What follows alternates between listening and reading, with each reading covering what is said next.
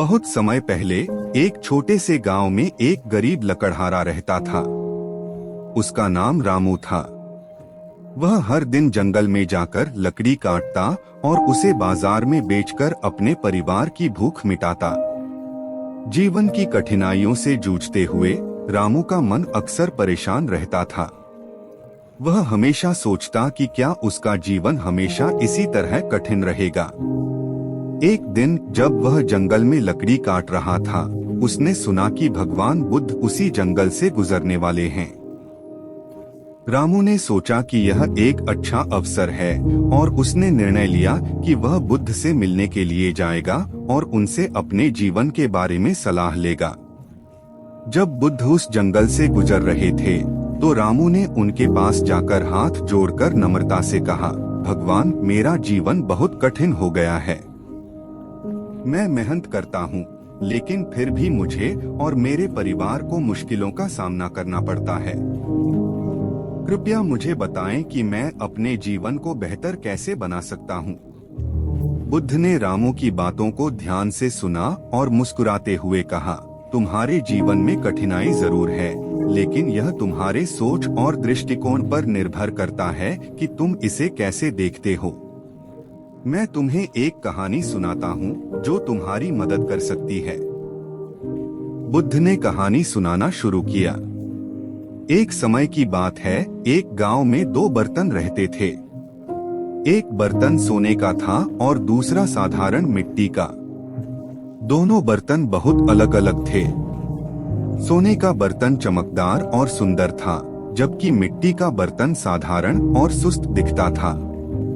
सोने का बर्तन हमेशा अपनी सुंदरता और महिमा पर गर्व करता था। वह अक्सर मिट्टी के बर्तन का मजाक उड़ाता और उसे हीन समझता था।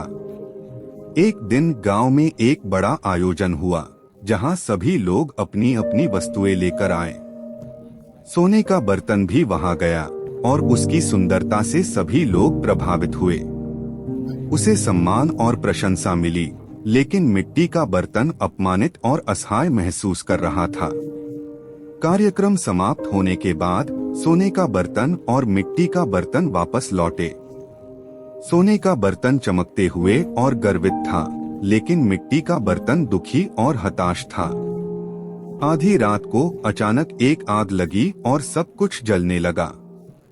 सोने का बर्तन आग के गर्मी से अपने आप को बचाने के लिए झल्लाया, लेकिन उसकी सुंदरता उसके काम न आई। आग की गर्मी ने सोने के बर्तन को ढीला और धुंधला कर दिया। वहीं मिट्टी का बर्तन आग को सहन कर पाया, क्योंकि वह सामान्य और स्थिर था।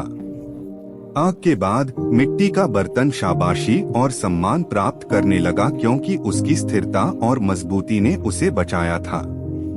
अब लोग उसे और उसकी साधारणता को सराहने लगे। दोस्तों, इस कहानी से यह सीखा जा सकता है कि बाहरी दिखावट और महिमा के बजाय स्थिरता, सामान्यता और आत्मसंयम महत्वपूर्ण हैं।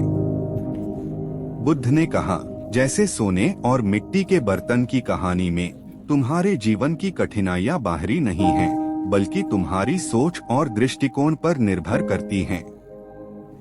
तुम्हारे प्रयास और संयम तुम्हें और तुम्हारे परिवार को मजबूत बनाएंगे। कठिनाइयों को अपनी ताकत समझो और उन्हें स्वीकार करके अपने प्रयासों को जारी रखो।